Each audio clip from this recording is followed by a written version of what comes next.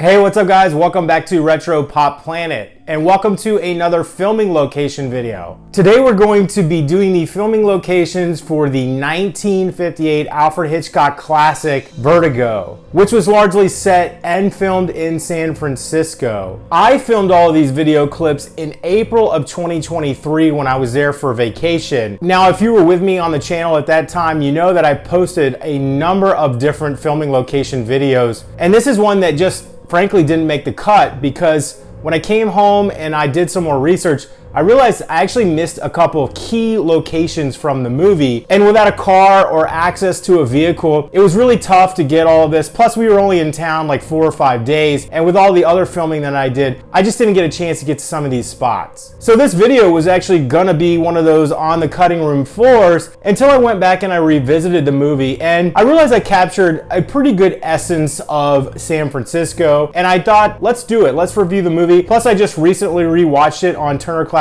Movies, and we are entering the spooky season, and for whatever shots that I miss, I will try to do my best to edit around them and then explain some of the different locations and maybe do a Google Street View or something to see what they look like today. So without further ado, let's go revisit the filming locations for the 1958 classic Vertigo.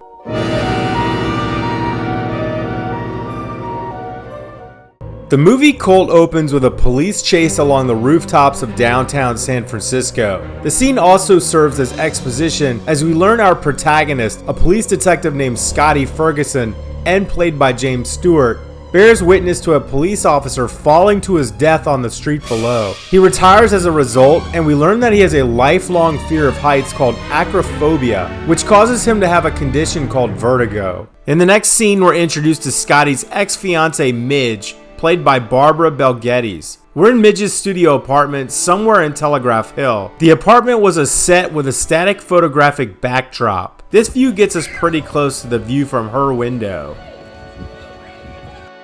In the next scene, Scotty goes to pay a visit to his pal Gavin from college, who's a shipbuilder. This scene is clearly a set with some nice stock footage of a shipyard out the window. Gavin wants Scotty to tell his wife Madeline as he has some concerns about her well-being. I slowed down and zoomed in on the footage of Scotty entering the shipyard, and it's definitely Jimmy Stewart's body double. We next get a very brief establishing shot of the outside of Ernie's restaurant at 847 Montgomery Street, a renowned restaurant primarily serving French cuisine in the Barbary district of San Francisco. It closed in 1995, and the building seemed to have been renumbered since. Inside is where Scotty witnesses Gavin and Madeline having dinner. The following day, Scotty is staking out Madeline outside of their home in the Knob district.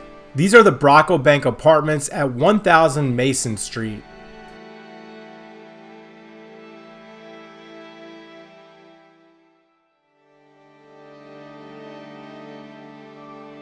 If you have a car, it would be fun to reenact the tail scenes going street by street. However, it's clear that Scotty is sitting in his Chrysler DeSoto on the studio lot in Hollywood.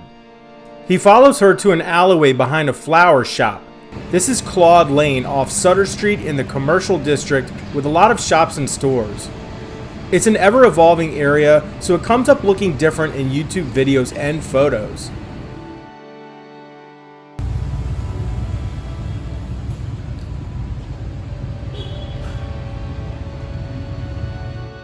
It also appears that the doorway they walk through has been bricked over.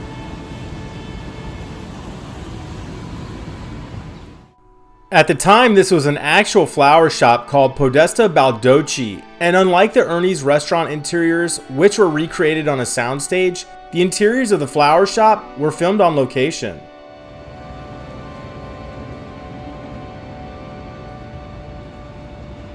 Thanks to movielocations.com for spotting this one out.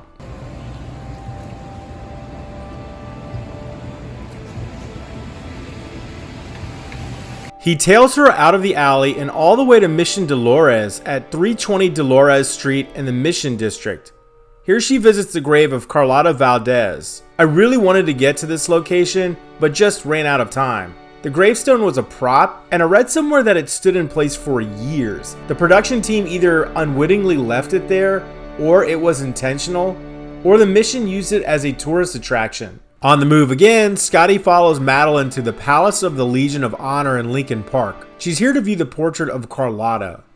The location of the McKittrick Hotel stumped me as I walked this block in San Francisco and didn't recognize the location. That's because the hotel, in quotes, was the Frontman Mansion on Gulf Street. It has a very interesting history that I suggest you go read about. There's now a park on this corner. The mansion was abandoned during filming and demolished shortly after. But what confused me was the opposite corner where the storage facility is now located.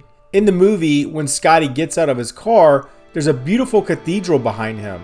Perhaps it was demolished? Leave me a comment if you have more information about it. Befuddled by his investigation, Midge tells him to visit the Argosy bookshop. It was based on the Argonaut bookshop, but recreated in studio rather than filming on location. Here he learns about Carlotta and is given a history book.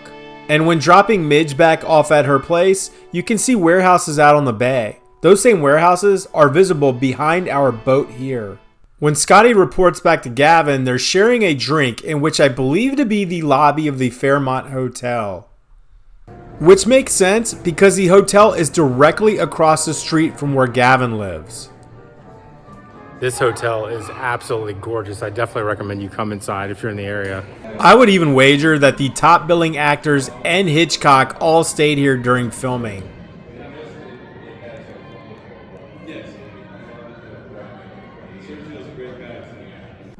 The next day, Madeline repeats her trip to the Carlotta portrait and then makes her way down to the base of the Golden Gate Bridge at Fort Point. As she's tossing flower petals into the bay, she surprisingly jumps into the water. Thankfully, Scotty is there to rescue her from drowning. We bike down to this location one afternoon.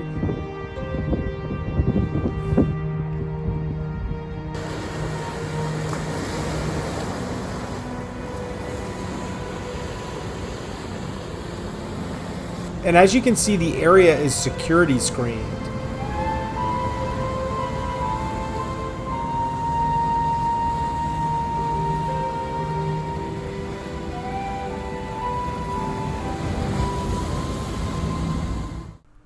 After the plunge, we see the exterior of Scotty's house for the first time in the movie.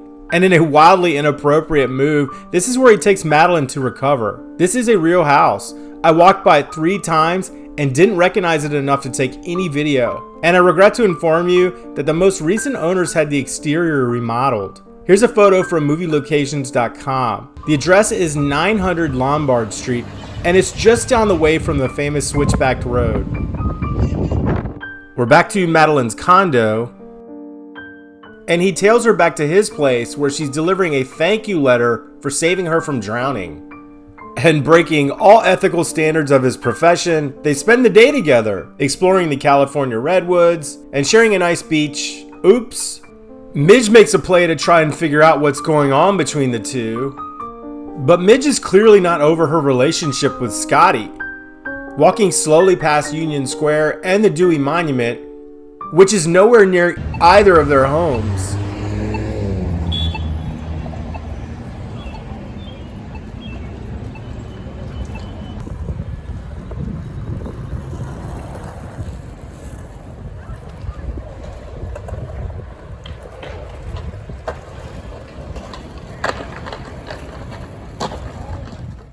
The next day, recounting a nightmare, Madeline and Scotty take a drive to the Mission San Juan Bautista, Carlotta's childhood home. After expressing their love for one another, Madeline races up the bell tower. Scotty's vertigo, of course, does not allow him to follow her, and she seemingly leaps from the tower. The tower itself was actually a matte painting, but you can still visit the Mission today. There's a police inquest, and Scotty checks into a sanitarium for depression. That location is 351 Buena Vista, which are now condos. Upon his release, he revisits all of the places that remind him of Madeline. Outside of her condos, you can see the Fairmont Hotel over his shoulder.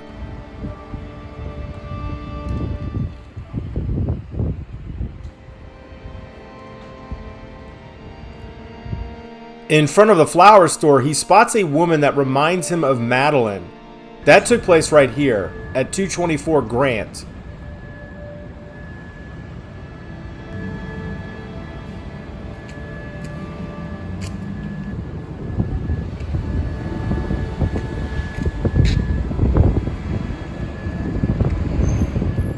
He follows her all the way to the Empire Hotel. It's now commonly known as the Hotel Vertigo, although has changed ownership several times.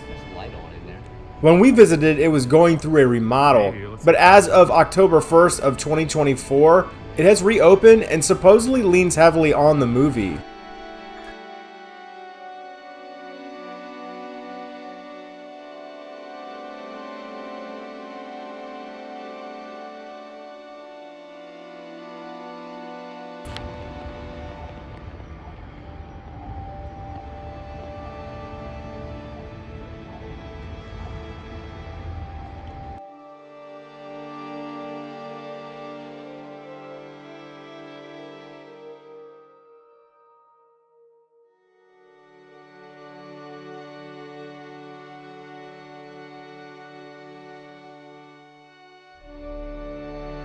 It's a wonder he doesn't get arrested for barging into the room, but we learn that her name is Judy. Still obsessed with the death of Madeline, he begins to court this new woman, treating her as if she were Madeline.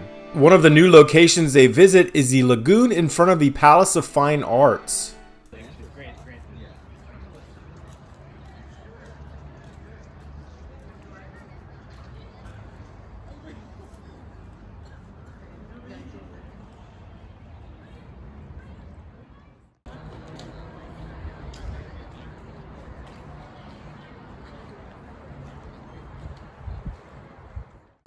From here, the plot of the movie really takes a twist that only Hitchcock could deftly maneuver. I hesitate to give away the ending, especially since the remaining locations are all ones that we have previously visited in this video. I will say it is a confusing movie if you're not paying attention, and may take multiple rewatches to really grasp what's going on.